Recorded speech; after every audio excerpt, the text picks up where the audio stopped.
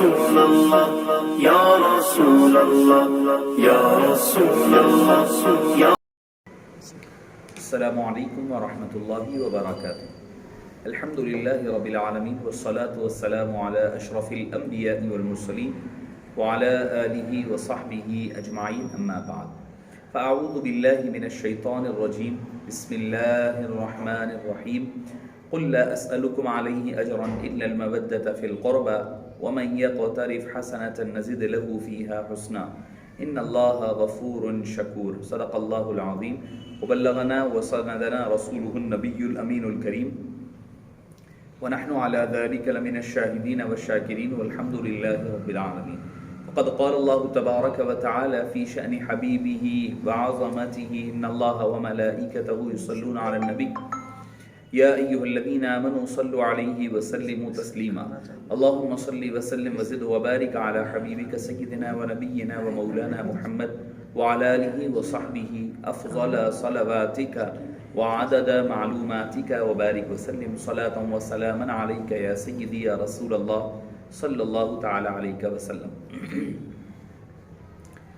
معزز سامعین کرام، شفیق بزرگوں اور عزیز ساتھیوں اور تحریک کے ذمہ داران، جیسا کہ آپ حضرات بخوبی واقف ہے کہ ماہ محرم الحرام ہم پر سایہ فگن ہے اور اس کی رحمتیں اور برکتیں اور انوار و تجلیات سے بہرور اور مستفید و مستفیض ہو رہے ہیں.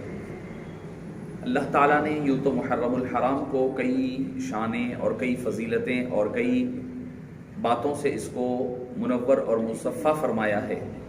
پہلے تو یہ کہ یہ اربعۃ الحرم ہے، یعنی حرمت والے مہینوں میں کا ایک مہینہ ہے جس میں دور جاہلیت میں بھی لڑائی جھگڑا اور جنگ و جدال سے احتیاط کیا جاتا. پھر اس کے بعد اللہ کے حبیب صلی اللہ علیہ وسلم کی ورود مبارک یوں تو ربیع الاول شریف میں ہوئی ہے مدینہ منورہ میں، مگر چونکہ محرم الحرام سے آغاز کیا جاتا ہے تو جو اسلامی تقویم ہوتی ہے اس کا آغاز محرم الحرام سے حضرت سیدنا فاروق اعظم رضی اللہ عنہ وارضاہ، جن کا پھر محرم الحرام جنہوں نے آغاز فرمایا، اور پھر فاروق اعظم رضی اللہ عنہ وارضاہ کی ہی آپ بات لے لیں تو اسی محرم الحرام کی پہلی تاریخ بھی آپ کی یوم شہادت ہے. آپ دیکھیں اسلامی تاریخ کس قدر کتنی سادہ و رنگین ہے. داستان حرم کتنی رنگین ہے، کتنی سادہ ہے. اسلام کی حرم کی داستان دیکھیے آپ، جس کا ایک مہینے کا جس کا اختتام ہو رہا ہے ذبیح حضرت سیدنا اسماعیل علی نبینا و علیہ الصلاۃ والسلام کی قربانی کے عظیم واقعے پر. تو اس فوری پھر دوسرے سال کا ہمارا آغاز ہوتا ہے فاروق اعظم رضی اللہ عنہ وارضاہ کی شہادت مبارکہ پر. پھر وہاں سے جو رنگین داستان کا ہے، ایسا عالم کہ شاید ہو سکتا ہے کہ اس دنیا نے پہلے کبھی ایسا غم نہ دیکھا ہوگا. دنیا نے ہمارے استاذ محترم حضرت العلامہ عمدۃ المحدثین حضرت خواجہ شریف صاحب قدس اللہ العزیز فرمایا کرتے کہ ہر ایک کی شہادتیں ہوئی. اسلام میں ابتدا سے اسلام کیا ہے؟ ایک درخت کی مثل ہے، اس کے لیے آبیاری کی ضرورت پڑتی رہتی ہے.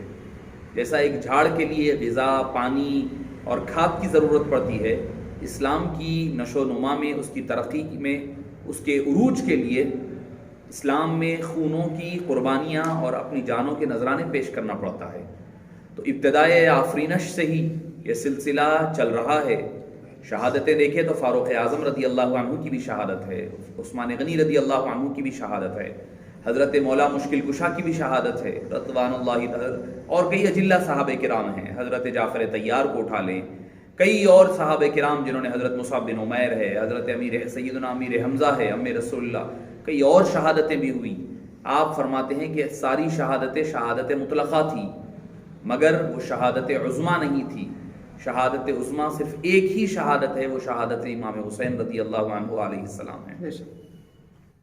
وہ اس لیے کہ اللہ تعالیٰ نے جو صابرین کے اور جو اللہ تعالیٰ نے جو اس کے محبوب اور مقرب بندے ہوتے ہیں ان کی جو صفات بیان فرمائی ہے وہ ساری صفات ایک ہی وقت میں حضرت امام حسین نے سارے میدان میں امتحانات پاس فرما دیے کہ عشق میں کیا لٹائیے، عشق میں کیا بچائیے، عشق میں کیا لٹائیے، عشق میں کیا بچائیے، آل نبی نے لکھ دیا سارا نصاب ریت پر، سارا نصاب لکھ دیا کہ عشق کی ابتدا یہ ہوتی ہے، انتہا یہ ہوتی ہے۔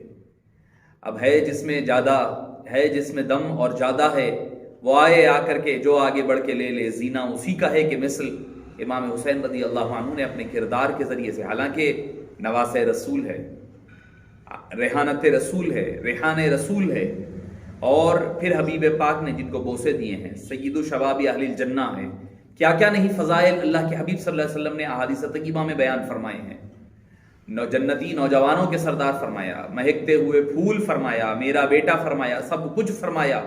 نواسے تو ہے ہی ہے، اس پر ہی تکیہ کر کر کے نہیں بیٹھے۔ دوسروں نے جہاں پر راہ رخصت اختیار فرمائی، وہاں پر راہ عزیمت اختیار کرنا یہ حسینی کردار ہوا کرتا ہے۔ یہ نہیں کہ صرف میں نانا کا نواسا ہوں، بلکہ یہ صرف فضیلت نہیں ہے، یہ خود فضیلت کافی تھی ہر چیز کے لیے، ہر شے کے لیے یہی فضیلت سب سے بڑھ کر تھی کہ مصطفیٰ جان رحمت صلی اللہ علیہ وسلم نے جن کے گلوں پر بوسے دیے، جن کی پیشانیوں کو بوسے دیے، جن کے لبھائے مبارک سوکھنے لگے تو اپنی زبانیں چسائی، یہ خود فضیلت اپنی جگہ کافی و وافی ہے۔ مگر اس کے باوجود امام حسین نے یہ نہیں کہ بھئی اپنی ذات کو چھوڑ کر کے میدان عمل سے رخصت کو اختیار نہیں فرمایا۔ در حقیقت حبیب داور صلی اللہ علیہ وسلم نے جو زندگی بھر جو آپ نے تربیت فرمائی تھی، آج اسی دن کے لیے تیار فرمایا تھا کہ جب وقت ضرورت آئے تو راہ رخصت اختیار نہ کرے، راہ عزیمت کو اختیار کیا جائے۔ اسی لیے تو حبیب داور صلی اللہ علیہ وسلم نے جو حدیث پاک ہے، الحسین منی وانا من الحسین، حسین مجھ سے ہے، یہ تو سمجھ میں آتا ہے، حسین بیٹی کے بیٹے ہے، آپ کے نواسے ہے، لخت جگر ہے، نسل پاک آپ ہی سے چلی ہے، الحسین منی سمجھ میں آتا ہے، مگر وانا من الحسین سمجھنا ہے تو صوفیاء کرام کی بارگاہوں میں چلنا پڑے گا، حضرت داتا علی اجویری علیہ رحمہ کی بارگاہ میں جانا پڑے گا، امام غزالی کو سمجھنا پڑے گا، شاہ عبدالحق محدث دہلوی کو پڑھنا پڑے گا، جب جا کر کے ہمارے عقدے کھلتے ہیں، عقیدے کھلنے لگتے ہیں۔ وہ فرماتے ہیں کہ الحسین منی یہ ہے کہ ابتدا سے لے کر کربلا تک الحسین منی ہے، کربلا سے لے کر صبح قیامت تک وہ انا من الحسین کی تفسیر ہے، یعنی نانا کے دین کو بچانا اب حسین کا کام ہے، اس دین مصطفوی کو بچانے کا ذمہ امام حسین نے اختیار فرمایا، یہی راہ عظیمت ہے، یہی راہ عظیمت آپ نے اختیار فرمایا ہے۔ تو معزز سامعین کرام، یہ مبارک مہینہ جب جب آتا ہے، آپ حضرات لوگ پوچھتے ہیں کہ بھئی اتنے سال گزر گئے ہیں، آج بھی غم تازہ کیوں ہیں؟ کیوں زمین و آسماں اپنی آہ و فغاں بیان کرتا ہے؟ کیوں اس کی رنگت مدھم پڑ جاتی ہے؟ کیوں اس میں سرخی آ جایا کرتی ہے؟ امام ابن حجر الاسقلانی کو پڑھ لیں، الصواعق المحرقہ پڑھ لیں آپ، جس کے اندر صفحہ در صفحہ اٹھا کر پڑھیں آپ فرماتے ہیں کہ جب جب میں نے محرم کی 10 تاریخ کو پایا ہے، میں نے پتھروں کے نیچے سے سرخیوں کو پایا ہے، آسمانوں پر رنگت کو لال سرخ ہوتا ہوا پایا ہے، میں نے چاند و سورج کی تپش کو سرخی بمائل پایا ہے، یہاں تک کہ فرمایا کہ ہم نے کئی مرتبہ کنوؤں میں، تالابوں میں پانی کو سرخ ہوتا ہوا بھی پایا ہے۔ معزز سامعین کرام، یہ عجب کیوں نہ ہو، جب جو بندہ اللہ کا ہو جاتا ہے پھر اللہ اس کا ہو جاتا ہے، کائنات ساری اس کی ہو جاتی ہے، وہ بولتا ہے تو وہ خود سے نہیں بولتا، وہ اللہ کی زبانی بولتا ہے، وہ دیکھتا ہے تو اپنی نظر نہیں دیکھتا، بلکہ وہ ینظر بنور اللہ کے ذریعے سے وہ مشاہدہ کیا کرتا ہے، تو اس کا چلنا، بولنا، اٹھنا، پھرنا سب من جانب اللہ ہوا کرتا ہے۔ میں اپنے موضوع کی طرف آتے ہوئے کہ اہل بیت اطہار، چونکہ ان کی محبت کا ذکر قرآن نے ذکر فرمایا، قرآن کا حکم امام نبہانی علیہ رحمہ، یوسف النبہانی علیہ رحمہ فرماتے ہیں کہ اسلام قرآن میں فعل امر وجوب کے لیے آتا ہے، فعل امر کا فائدہ وجوب کا ہوتا ہے، یعنی وہ چیز واجب ہوتی ہے۔ قل لا اسألکم علیہ اجرا الا المودۃ فی القربى، چونکہ یہ فعل امر استعمال راست طور پر نہیں ہوا، لا اسألکم علیہ اجرا الا المودۃ فی القربى، یہاں پر استثناء دی گئی، دے کر کے وہاں پر قرابت داروں کی محبت کو لازم اور ضروری قرار دیا گیا، اس کے بغیر چارہ نہیں ہے، اس محبت کے بغیر حبیب داور صلی اللہ علیہ وسلم نے اپنی محبت کے بارے میں خود بیان فرمایا، لا یؤمن احدکم حتی اکون احب الیہ من والدہ وولدہ والناس اجمعین، اپنی محبت کا ذکر خود فرمایا، مگر قرابت داروں کی محبت کا ذکر حبیب نے بھی ذکر فرمایا، اس سے پہلے قرآن کریم میں ذکر فرمایا۔ سبحان اللہ، فرمایا میں آپ سے، اور زبانی حبیب پاک کی ہے، خود اللہ نے بھی نہیں فرمایا، فرمایا اے حبیب آپ اپنی زبانی فرمائیے، لا اسألکم علیہ اجرا، میں تم سے کوئی اجرت نہیں مانگتا، الا المودۃ فی القربى، سوائے کہ میرے اہل بیت اور قرابت داروں سے محبت کرو۔ حضرت سیدنا عبداللہ بن عباس رضی اللہ عنہما فرماتے، راوی ہے، فرماتے ہیں کہ پوچھا گیا، یہاں پر بات قرابت دار ہم خود سمجھ سکتے ہیں، ہم خود سمجھ میں آ رہا ہے قرابت دار رشتہ داروں کو کہا جاتا ہے، مگر پوچھا صحابہ کرام، من قرابتک یا رسول اللہ، اے حبیب داور آپ کے قرابت دار کون ہیں؟ کوئی کچھ کہے، کوئی کچھ کہے، جیسا کہ آج ہم دیکھ رہے ہیں تفاسیر میں، ایک تو میری نظر سے ایک تفسیر گزری جس میں کہا گیا کیا کہ سارے مسلمان قرابت دار ہیں، الا المودۃ فی القربى سے مراد انہوں نے کہا کہ مسلمانوں کے درمیان محبت سے رہنے کا حکم دیا گیا اس میں۔ یہ تو کوئی تفسیری معنوی اعتبار سے بھی نہیں ہو سکتا، لفظی معنی تو جڑتے ہی نہیں ہیں۔ تو صحابہ نے پوچھا من قرابتک یا رسول اللہ، آپ کے قرابت دار کون ہے؟ وجبت علینا محبتہم، یعنی ہم پر ان کی محبت کو واجب کیا گیا، لفظ وجبت کا لفظ استعمال فرمایا۔ کوئی اگر یہ کہے کہ حکم وجوب نہیں ہے ان کی محبت کا، تو صحابہ نے سوال کر کر کے من قرابتک یا رسول اللہ، یا رسول اللہ وہ قرابت دار کون ہے؟ وجبت علینا محبتہم، کہ جن کی محبت ہمارے اوپر واجب کر دی گئی ہے۔ تو پتہ یہ چلا کہ اب جس کا بھی ذکر ہو رہا ہے ان کی محبت واجب ہے۔ تو اب فرمایا حبیب داور صلی اللہ علیہ وسلم، فرمایا فاطمۃ وعلی وابناہما، فاطمۃ الزہرا ہے، علی مرتضیٰ ہے، اور ان کے دونوں بیٹے حسنین کریمین ہیں۔ قرابت داروں میں جن کی محبت کا وجوب کا ذکر قرآن کریم یہاں پر مقصود و معنی ہے، ورنہ تو محبت سارے اہل بیت شامل ہے۔ اہل بیت صرف پنجتن پاک کی یقیناً ان کی اپنی خاصیت ہے، ان کی خصوصیات ہے، بیدم یہی تو پانچ ہے مقصود کائنات، یہ تو پنجتن پاک ان کی اپنی شان اور فضیلت علیحدہ ہے، مگر اہل بیت اطہار میں ازواج مطہرات بھی شامل ہے، حضرت عباس کی اولاد بھی شامل ہے، حضرت ابو طالب کی اولاد بھی ادھر سے شامل ہے، تو آپ سب آل عقیل بھی ہے، آل عباس بھی ہے، یہ ساری لوگ اس میں ہاشمی تمام کے تمام اس میں شریک ہے اہل بیت اطہار میں، مگر جو شان جو فضیلت اللہ اور اللہ کے حبیب نے سیدہ کائنات کو عطا فرمائی، وہ خود حبیب پاک کی اپنی بیٹیوں کو عطا نہیں فرمائی۔ حبیب دعوت صلی اللہ علیہ وسلم کی چار دختران مبارکہ ہے، مگر ان کی چاروں، حالانکہ وہ بھی تو اس وقت موجود تھیں جس وقت 3-4 سن ہجری کی بات ہو رہی ہے، جب امام حسن کی ولادت ہوتی ہے، امام حسین کی ولادت ہوئی تھی، جس وقت اس وقت تو حضرت رقیہ بھی موجود ہیں، حضرت رقیہ کا وصال ہو چکا تھا، ام کلثوم موجود ہے، حضرت زینب موجود ہے، اس کے باوجود حبیب دعوت صلی اللہ علیہ وسلم نے خصوصیت کے ساتھ فاطمۃ الزہرا رضی اللہ عنہا کے فضائل بیان فرمائے۔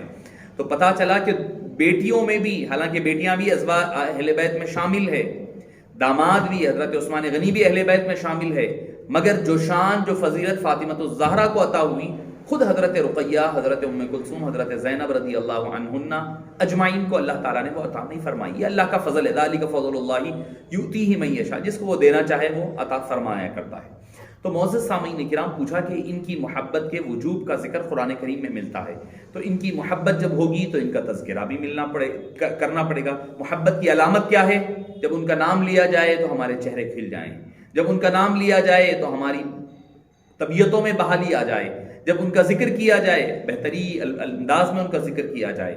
مگر یہ تو ہو گیا کہ قرآن نے وجوب کا حکم دیا، احادیث نے جن کے محبت کو واجب قرار دیا گیا، اور پھر وہ لوگوں ان حضرات کی جن کا میں ذکر کر رہا ہوں، یہ اہل بیت اطہار بھی ہے، ساتھ ہی ساتھ صحابہ کرام بھی ہے، ان کی فضیلتیں دگنی ہو جاتی ہے اس اعتبار سے کہ صحابی بھی ہے، اہل بیت اطہار بھی ہے۔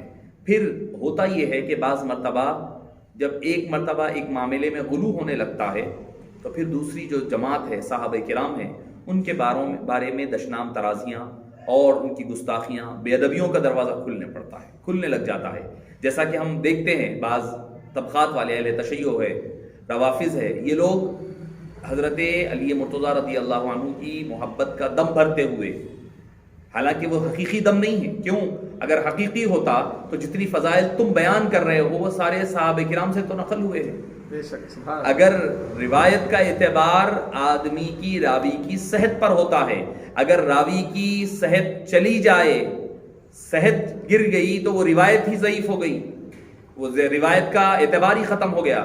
اب اگر تم صحابہ کرام کو عدول نہیں مانیں گے، صحابہ کرام کو اہل ایمان نہیں مانیں گے، تو ان سے جتنے روایتیں فضائل تم بیان کر رہے ہو اہل بیت اطہار کے، وہ کہاں سے لاؤ گے؟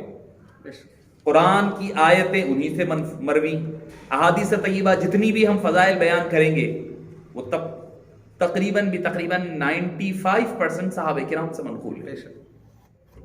اگر ہم ان کا اعتبار ان کو عادل نہ مانیں گے تو ان کی فضائل کہاں سے لائیں گے؟ پھر ہم یہ ساری حدیثیں ضعیف ہو جائیں گی جو ہم آپ بیان کیا کرتے ہیں. تو معزز سامعین کرام، حبیب داور اہل سنت والجماعت کہتے ہی اس کو ہیں. دونوں کے درمیان میانہ روی کو برقرار رکھیں، صحابہ کرام اور اہل بیت اطہار.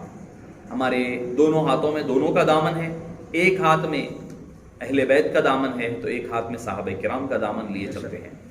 صحابہ کرام کی کشتی میں بیٹھے ہوئے ہیں، اہل بیت اطہار کی کشتی میں بیٹھے ہوئے ہیں. صحابہ کرام کی تاروں کی روشنی کے مثل ان سے فیض اور اکتساب فیض کرتے ہوئے ہم اپنا سفر زندگی چلا رہے ہیں، اور ہمارے تو اعمال تو کچھ ہے نہیں، بس یہی ہے کہ ان دونوں کی نسبتیں ساتھ لے کر کے چل رہے ہیں. اللہ سے امید ہے کہ اللہ تعالیٰ انہی نسبتوں کے باعث ہماری بخشش اور مغفرت فرمائے گا.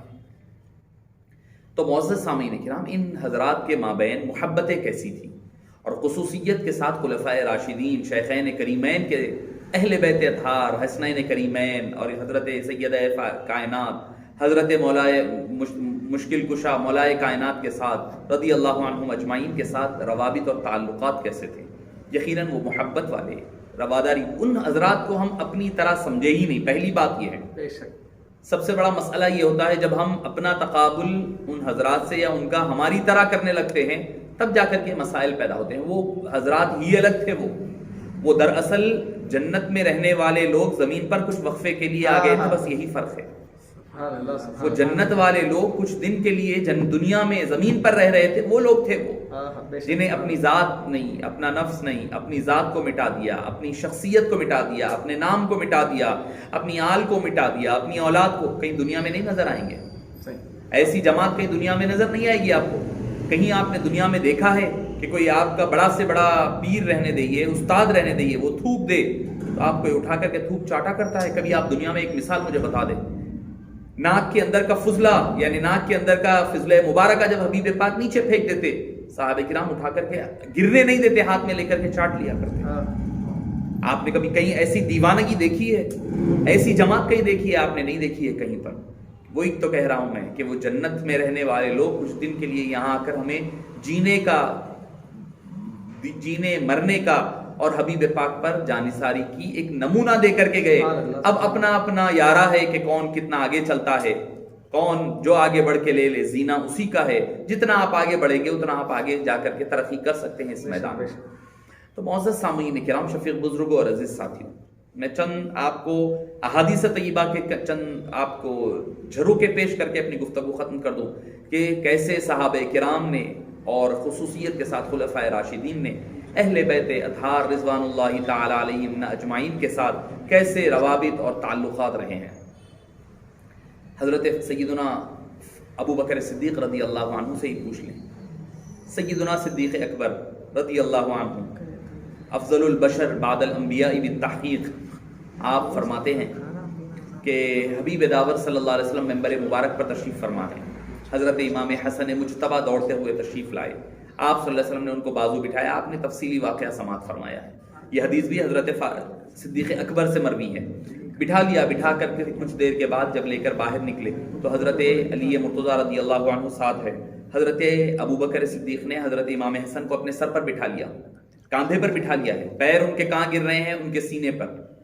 صدیق اکبر ہے، افضل البشر بعد الانبیاء بالتحقیق ہے، وہ ذات مبارکہ حضرت امام حسن کو کاندھے پر بٹھائی ہوئی ہے، مسجد نبوی سے باہر نکل رہے ہیں اور حضرت علی کا ہاتھ پکڑے ہوئے ہیں، حضرت علی کا ہاتھ پکڑے ہوئے ہیں اور فرما رہے ہیں اے علی، حسن تمہارے بیٹے ہوتے ہوئے تمہارے مثل نہیں ہے، یہ مصطفیٰ کی طرح، یہ بیٹے تمہارے ضرور ہے، ظاہری اولاد تمہاری ہے مگر تم پر نہیں گئی ہے، حبیب پاک صلی اللہ علیہ وسلم پر گئی ہے، کاندھے پر بٹھائے ہوئے ہیں۔ آدمی کوئی بھی کتنا بھی کیوں بڑا نہ ہو جائے مگر اپنی ذات کو ملحوظ رکھتے ہیں، چھوٹے سے بچے ہیں ان کو اپنے کاندھے پر بٹھایا ہوا ہے، اپنے کاندھے پر بٹھایا ہوا ہے اور لے کر چلے جا رہے ہیں۔ اور فرماتے ہیں کہ حضرت صدیق اکبر حضرت ابو ہریرہ رضی اللہ عنہ کی بات یاد آتی ہے کہ مروان بن حکم آیا اور آ کر کہنے لگا کہ اے ابو ہریرہ، مجھے آپ حضرات سے، چونکہ وہ مدینے میں معمور ہو چکا تھا، اس نے کہا کہ مجھے کوئی بات ایسی نہیں لگی آپ لوگوں کی، ہر بات مجھے پسند آئی سوائے یہ کہ آپ لوگ جو ہے اہل بیت اطہار سے محبت بے تحاشا کرتے ہیں اور ان کے آگے اپنا سب کچھ نچھاور کر دیتے ہیں۔ حضرت ابو ہریرہ کون؟ حسنین کریمین کے آنے کے مقام پر انہوں نے اپنا امامہ اتار کر کے بچھا دیا، بچھا کر کے اس پر استقبال فرمایا۔ تو حضرت ابو ہریرہ رضی اللہ عنہ وارضاہ نے فرمایا اے مروان، کیوں نہ ہم ان سے محبت کریں، چونکہ ہم ایک سفر میں حبیب داور صلی اللہ علیہ وسلم کے ساتھ تھے۔ تو کچھ دیر ہوئی اور اس سفر میں سیدہ کائنات بھی موجود تھی، بچے حسنین کریمین بھی تھے۔ حضرت حسنین کریمین میں سے کسی ایک کی یا دونوں کی رونے کی آواز آئی۔ آپ صلی اللہ علیہ وسلم مرد حضرات کا قافلہ چھوڑ کر کے خواتین کی طرف تشریف لائے۔ سیدہ کائنات بی بی فاطمہ الزہرا رضی اللہ عنہا سے پوچھا اے فاطمہ، اے بیٹی، کیا بات ہے کہ حسنین کیوں رو رہے ہیں؟ بولے یا رسول اللہ، پانی کی پیاس لگی ہے، العطش کر رہے ہیں۔ آپ صلی اللہ علیہ وسلم نے صحابہ کو کہا کہ مجھے پانی پیش کرو۔ دیکھا گیا تو کشکول خالی ہے، سارے صحابہ کرام دوڑ پڑے پانی کے لیے مگر کہیں پانی نہیں ملا، قطرہ پانی نہیں تھا۔ حبیب داور صلی اللہ علیہ وسلم کو حضرت ابو ہریرہ رضی اللہ عنہ فرماتے ہیں کہ میں کیا دیکھتا ہوں کہ حبیب داور صلی اللہ علیہ وسلم نے اپنی زبان ہائے مبارک ان کی منہ میں دے دیا، ان کے منہ مبارک میں دے دیا کہ تم اپنے منہ میں میری زبان چوس کر کے اپنی پیاس کو مکمل کر لو اور اپنی پیاس کو بجھا دیا کرو۔ تو معزز سامعین کرام، حبیب داور صلی اللہ علیہ وسلم نے پھر فرمایا کہ ان کی محبت میری محبت، میری محبت اللہ کی محبت، ان سے بغض مجھ سے بغض، ان سے دشمنی میری دشمنی، ان سے عداوت میرے سے عداوت، اور جو کوئی مجھ سے بغض اور عداوت کرے گا اس کی اللہ سے دشمنی اور عداوت ہوگی۔ اللہ۔ معزز سامعین کرام، حضرت ابو ہریرہ نے فرمایا کیوں ان سے محبت نہ کروں جن کی محبت کا حکم حبیب پاک نے خود دیا ہے، جن کی محبت اس دنیا میں بھی کامیابی کا زینہ ہے، اس دنیا میں بھی کامیابی کا ذریعہ ہے۔ اہل بیت اطہار سے والہانہ محبت صحابہ کرام کی ہوا کرتی۔ جتنی بی بی فاطمہ عائشہ رضی اللہ عنہا سے پوچھا گیا کہ سب سے زیادہ حبیب داور صلی اللہ علیہ وسلم کس سے محبت فرماتے تھے، کس کی طرح لگتے تھے، تو آپ نے فرمایا میں نے سب سے ملتے جلتے اگر حبیب پاک سے سب سے زیادہ تھی تو وہ بی بی فاطمہ الزہرا رضی اللہ عنہا۔ روایت کون؟ بی بی عائشہ کر رہی ہے۔ سب سے زیادہ محبت کون کرتے؟ کہہ سکتی تھی کہ میرے بابا سے محبت کرتے، کہہ سکتی تھی وہ نہیں، امانت دار تھے وہ امین تھے، وہ صادقہ تھی، امانت دار تھی، صداقت اور عدالت کی وہ معیار تھے۔ انہوں نے اپنی ذات کو، میں وہی تو کہہ رہا ہوں کہ یہ جنت والے لوگ تھے جو کچھ دنوں کے لیے دنیا پر رہ رہے تھے۔ صداقت میں، امانت میں، عدالت میں ان کا کوئی ثانی نہیں ہے۔ فرمانے لگی سب سے زیادہ محبت حبیب داور صلی اللہ علیہ وسلم سیدہ کائنات سے فرماتے، کسی کے لیے آپ قیام نہیں فرماتے، اگر سیدہ کائنات آتی تو آپ اٹھ کر ٹھہر جاتے استقبال کے لیے، اور سب آتے تو حبیب پاک آتے تو سب اٹھتے، مگر سیدہ کائنات آتی تو حبیب پاک اٹھ جایا کرتے اور جا کر کے ان کے پیشانی مبارکہ کو بوسہ دیا کرتے اور اپنی کمبلی مبارک کو بچھا دیا کرتے تاکہ سیدہ کائنات اس پر بیٹھ جائے اور آرام فرمائے۔ تو معزز سامعین کرام، یہ ہے اہل بیت اطہار سے صحابہ کرام، ازواج مطہرات اور خلفائے راشدین کی محبت۔ حضرت ابو بکر صدیق رضی اللہ عنہ، اور ایک محبت کا ایک سرچشمہ دیکھیں آپ، اور ایک محبت کے کیسے نمونے چمکتے دمکتے نظر آتے ہیں۔ اگر کوئی یہ چھوڑ کر کے ان کی لڑائی میں جا رہا ہے، ایک کے فضائل بیان کر رہا ہے، کہیں پر بھی اگر آپ کو نظر آئے کہ کسی کو گھٹانے کی کوشش کی جا رہی ہے، سمجھ جائیں کہ وہ غلط راستے پر جانے والا راستہ ہے۔ ہم محبت گھٹانے والے، مقام گھٹانے والے لوگ نہیں ہیں، صرف بڑھانے والے لوگ ہیں۔ حضرت ہجرت کی بات ہے، حضرت صدیق اکبر رضی اللہ عنہ نے سیدہ کائنات کے نکاح کے لیے پیغام بھیجا۔ آپ صلی اللہ علیہ وسلم نے خاموش اختیار فرمائی۔ فاروق اعظم نے بھیجا، حبیب پاک نے خاموشی اختیار فرمائی. سمجھ گئے حضرت عثمان غنی آلریڈی نکاح میں تھے ہی حضرت رقیہ رضی اللہ عنہا کے.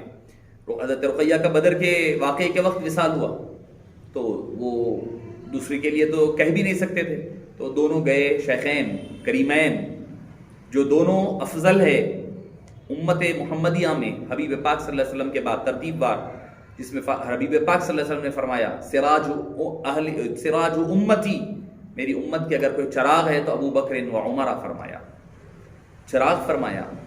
اور چراغ کا کام کیا ہوتا ہے؟ روشن کرنا ہوتا ہے. وہ جس طرف ہوتے ہیں روشنی اور نور انہیں اسی طرف ہوا کرتا ہے. تو معزز سامعین کرام، حبیب پاک صلی اللہ علیہ وسلم کے پاس یہ دونوں آئے، آ کر کے حضرت علی کو فرمایا جاؤ جا کر کے بی بی فاطمہ کا رشتہ مانگو. وہ کہنے لگے کہ بھائی میرے پاس تو رہنے کے لیے گھر بھی نہیں ہے، میں خود مسجد نبوی میں سو رہا ہوں، یہودی کے باغ میں کام کرتا ہوں. انہوں نے کہا کہ تم اسباب پر کیوں وہ دیکھ رہے ہو ہے علی، جاؤ جا کر کے تمہارے ہمیں لگتا ہے کہ حبیب پاک تمہاری انتظار کر رہے ہیں. یہ محبتیں نہیں ہیں تو کیا ہے؟ یہ اپنی یعنی جو حدیث پاک میں آیا ہے کہ تم اپنے بھائی کے لیے وہی پسند کرو جو خود کے لیے ما یحب لنفسہ فرمایا، اپنے بھائی کے لیے وہ چیز پسند کرو جو خود کے لیے پسند کرتے ہو. صدیق اکبر کی چاہت تھی کہ سیدہ کائنات سے نکاح کرے، فاروق اعظم کی چاہت تھی کہ سیدہ کائنات سے نکاح کرے. وہی چیز کو انہوں نے اپنے بھائی حضرت علی مشکل کشا رضی اللہ عنہ کے لیے استعمال فرمایا. وہی محبت کو مودت کو اختیار فرمایا اور اسی کو زینہ بنایا اپنی کامیابی کا. دونوں جا کر کے رشتہ بھیجنے کے لیے گئے، جا کر کے بھیجو. حضرت علی مرتضیٰ رضی اللہ عنہ گئے، جا کر کے جواب نہیں دیے، سوال نہیں کر سکے، واپس آ گئے. آپ صلی اللہ علیہ وسلم نے پوچھا کہ کیا بات ہے علی، تم بھی اسی بات کے لیے آئے ہو جس کے لیے صدیق اور فاروق آئے تھے، ابو بکر اور عمر آئے تھے؟ آپ نے فرمایا کہ ہاں. آپ نے فرمایا انشاءاللہ. باہر آ گئے، مبارکبادیاں دی جانے لگی. یہ شیخین کریمین ہے کیونکہ حضرت ابو الوفا الافغانی علیہ رحمہ کے حوالے سے ہم تک بات پہنچی ہے. حضرت امام اعظم ابو حنیفہ کا جو مسلک ہے، حب فضیلت الشیخین حب الختنین المسح علی الخفین، اسی لیے میں شیخین کریمین کہہ رہا ہوں. فضیلت الشیخین دونوں کی فضیلت، حب الختنین حضرت عثمان اور حضرت علی کی محبت، المسح علی الخفین، یہ ہمارا عقیدہ اور یہ اہل سنت والجماعت ہے. اسی کا نام، ہمارے کو اہل سنت نہیں معلوم. ہم لوگ سمجھ رہے صرف فاتحہ دینے والے، مزارات پر جانے والے، 11ویں 12ویں کرنے والے سنی سمجھ رہے. یقیناً وہ بھی ایک اس کے لوازمات کی حصہ ہے، مگر جو علمی طور پر جو فقہی طور پر ہمارا مسلک کیا ہے، یہ ہے ہمارا مسلک. تو معزز سامعین کرام، شیخین نے رشتہ لگایا حضرت علی کا حضرت بی بی فاطمہ کا. اچھا اب معاملہ یہ ہو گیا، حبیب پاک صلی اللہ علیہ وسلم نے فرمایا اے علی مہر دینے کے لیے کیا ہے؟ کہ رسول اللہ کچھ نہیں ہے. بولے تلوار ہے، زرہ ہے، وغیرہ ہے. آپ نے فرمایا زرہ لاؤ. اب اس کے بعد فرمایا کون ہے یہ زرہ خریدے گا؟ اب تیسرا خلیفہ اٹھ کر ٹھہر جاتا ہے، کامل الحیاء والایمان، جامع القرآن، حضرت ابن عفان، حضرت سیدنا عثمان غنی رضی اللہ عنہ اٹھ کر ٹھہر جاتی ہے، یا رسول اللہ میں خریدوں گا یہ زرہ. اب خریدتے ہیں، ہزاروں کے درہم و دینار جس کی قیمت سے دوہری ہے وہ ادا فرما دیتے ہیں. اب اس کے بعد ضروریات تو پوری ہو گئی. وہ اس لیے کہ ان کی عزت نفس کو ٹھیس نہ لگے اس لیے خریدا، ورنہ تو ویسے ہی پیسہ دے سکتے تھے. نہیں، فرمایا کہ اگر ویسے ہی دے دیں گے تو ان کی عزت نفس کو ٹھیس پہنچی. یعنی اتنا بھی ان کے لیے، یعنی ان کی دل آزاری بھی نہ ہونے پائے، اس کا بھی خیال رکھنے والی شخصیات کا نام خلفائے راشدین. اب اس کے بعد حضرت عثمان غنی رضی اللہ عنہ نے خرید لیا. انتظامات نکاح کے ہو گئے، سارے چھہارے منگائے گئے. اسی سے حضرت شیخ عبدالحق محدث دہلوی علیہ رحمہ نے اکمال الرجال فی اسماء مشکات المصابیح کے اندر اس کو ذکر فرمایا ہے کہ نکاح کے موقع پر چھہاروں کا یعنی کھجور وغیرہ کی تقسیم مستحب ہے. اسی حدیث پاک کی بنیاد پر ذکر کر کے حضرت بی بی فاطمہ کے نکاح کے موقع کا ذکر پر یہ بات کو نقل فرمایا ہے. تو معزز سامعین کرام، حضرت عثمان غنی نے وہ خرید تو لیا، مگر پھر شادی کے بعد یا شادی کے موقع پر بطور ہدیہ اور تحفہ وہ زرہ کو بھی واپس فرما دیں. یہ ہے محبتیں، یہ ہے تعلقات ایک کے دوسروں کے ساتھ. اچھا یہ تو حضرت سیدنا فاروق اعظم صدیق اکبر رضی اللہ عنہ کی بات رہی. پھر اس کے بعد جب بھی کوئی بات ہوتی، ایک موقع ہوا، حضرت صدیق اکبر ہی کی بات ہے، حضرت ابو بکر صدیق رضی اللہ عنہ مجلس جمی ہوئی ہے حبیب پاک صلی اللہ علیہ وسلم. تو اس کے بعد ہوا یہ کہ حضرت علی مرتضیٰ رضی اللہ عنہ تشریف لے آئے. مجلس میں جگہ تنگ ہے تو آپ صلی اللہ علیہ وسلم نے اعلان فرمایا کہ کچھ جگہ بنا لی جائے تاکہ سارے حضرات آ جا سکیں. تو بننے کے نہیں پا رہی تھی، لوگ زیادہ کثرت ہونے کی وجہ سے، تو حضرت ابو بکر صدیق رضی اللہ عنہ اپنے مقام سے اٹھ کر ٹھہر گئے. فرمایا یا ابا الحسن، اے ابو الحسن یہاں تشریف لائیے اور یہاں پر بیٹھیے. تو حبیب داور صلی اللہ علیہ وسلم مسکرا کر فرمایا قدر والے ہی جانتے ہیں قدر والوں کا مقام و مرتبہ. تو یہ محبتیں، یہ تعلقات، یہ اور اس کے علاوہ حضرت ایسا نہیں ہے کہ دوسری طرف سے حضرت یہ بھی حدیث پاک فرمایا کہ النظر الی وجہ علی عبادہ، یہ بھی حضرت صدیق اکبر سے مروی ہے. اور اس کی دوسری راوی حضرت بی بی عائشہ رضی اللہ عنہا ہے کہ علی کے چہرے کو تکنا بھی عبادت ہے. یہ بھی صدیق اکبر ہی کی روایت ہے، یہ بھی حضرت سیدنا صدیق اکبر رضی اللہ عنہ و ارضاہ کی روایت.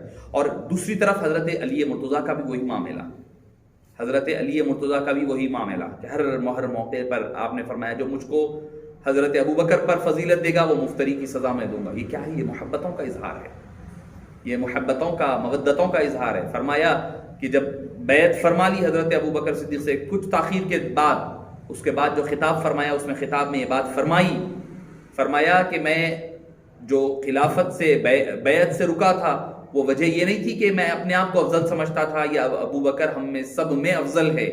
حبیب پاک نے ان کو مصلی کا بھی وارث بنایا ہے، ان کو ہر معاملات میں آگے فرمایا ہے، مگر چونکہ ہم سادات کرام اہل بیت اطہار ہے، ہم سے صلاح و مشورہ نہ ہوا، یہ وجوہات رہی ہے. تو بہرحال حضرت حضرت علی مرتضیٰ رضی اللہ عنہ نے بذات خود حضرت صدیق اکبر رضی اللہ عنہ ارضاہ کے فضائل کا ذکر فرمایا.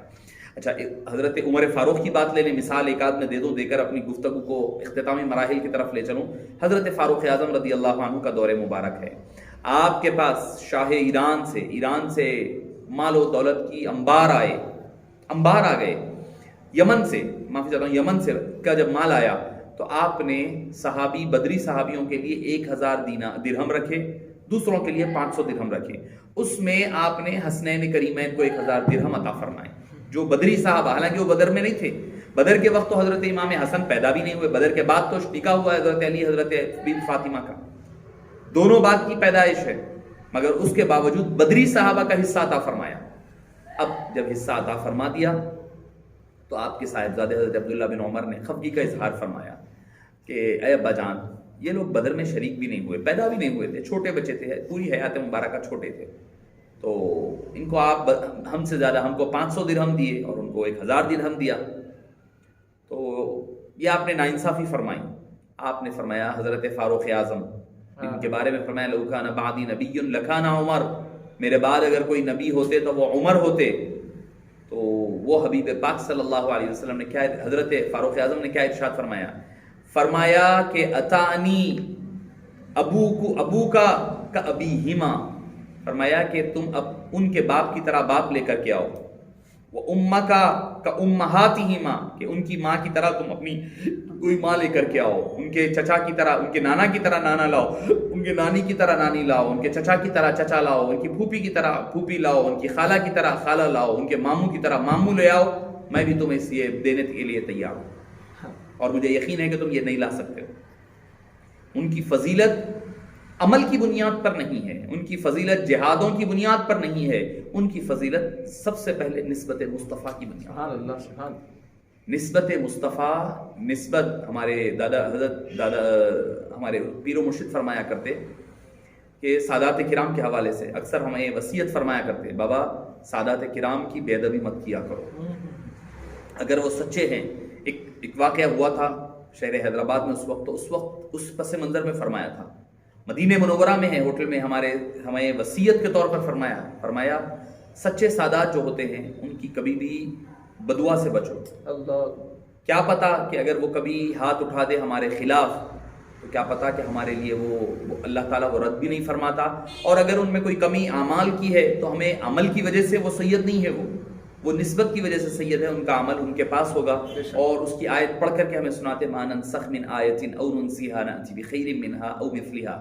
فرماتے ان کا حکم آیت منسوخہ کی طرح ہے کہ آیت منسوخہ پڑھی تو جاتی ہے مگر عمل نہیں ہوتا.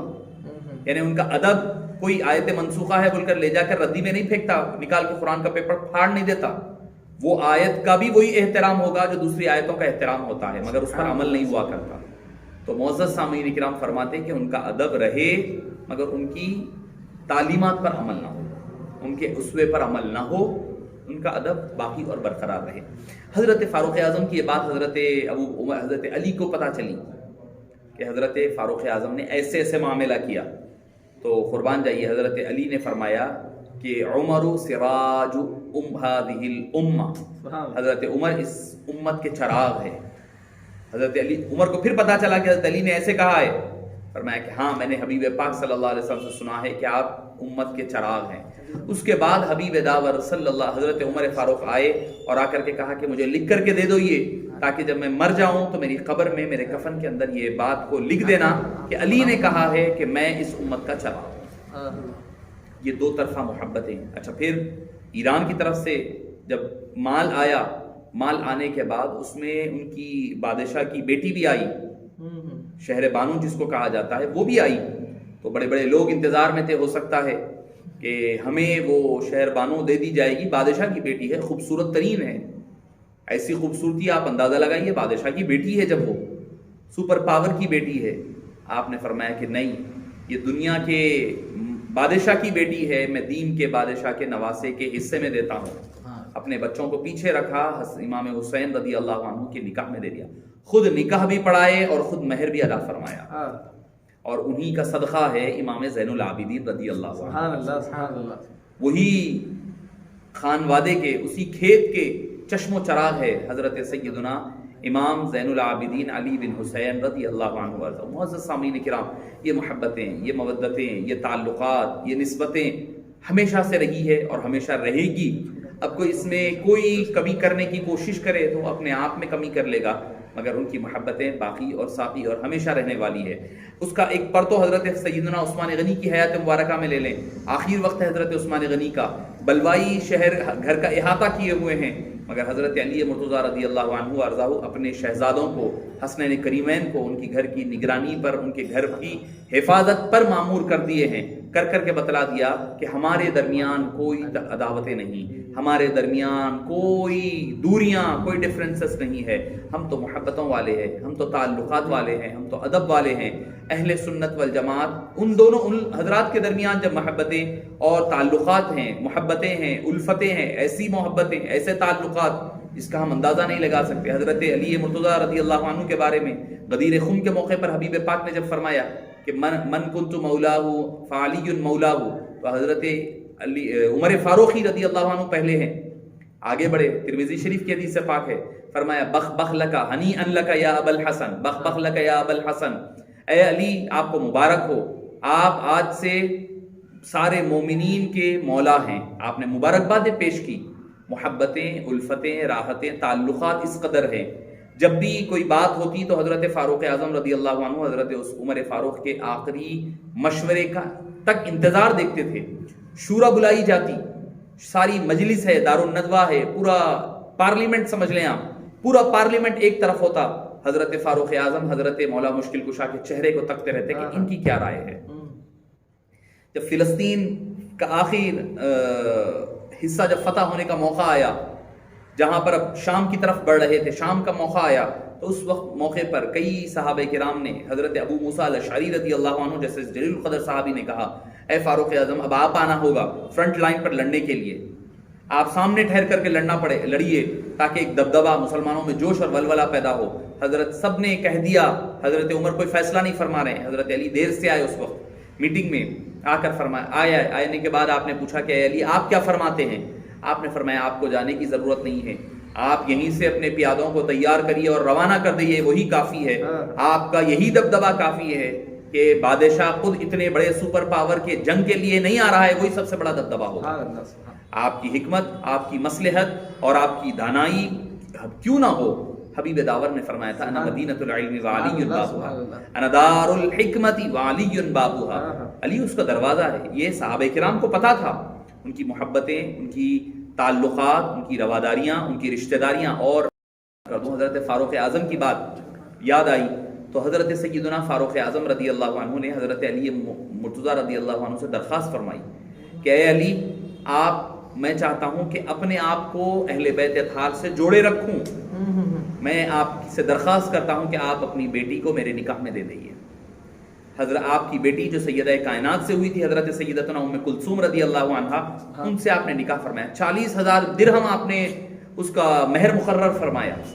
ان سے ایک لڑکی رقیہ جن کا نام ہے اور زید بن عمر جن کا بیٹے کا نام ہے, یہ تولد ہوئے. یہ کیا ہے یہ بتلاتے ہیں. اگر کسی کو کوئی دل میں تھوڑی سی بھی اگر خفگی ہوتی ہے تو اس قدر محبتوں کا اظہار نہیں کرتے.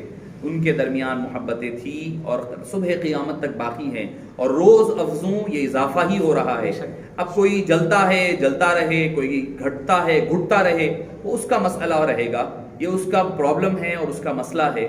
ان میں تو محبتیں صحابہ جمیع صحابہ کرام میں, چونکہ میرا عنوان اہل بیت اور خلفائے راشدین کے ساتھ خاص تھا, حسنین کریمین کے ساتھ, تو اس وجہ سے میں نے انہی کے حد تک اپنے موضوع کو مخصوص رکھا.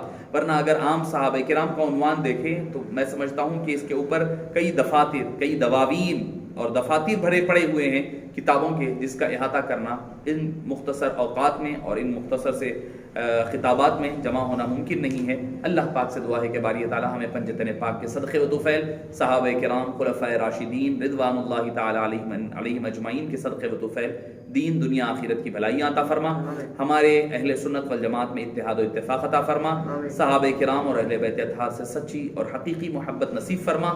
اے باری تعالیٰ تشدد اور تنگ نظری اور باری تعالیٰ عداوتیں, بغض اور دشمنیوں کو ختم کا خاتمہ فرما. مسلمانوں کو یہ وقت مدد ہے باری تعالیٰ مسلمانوں کو ایک اور نیک بنا دے. صلی اللہ تعالیٰ وسلم علی خیر خلقہ سیدنا محمد و آلہ وصحبہ اجمعین.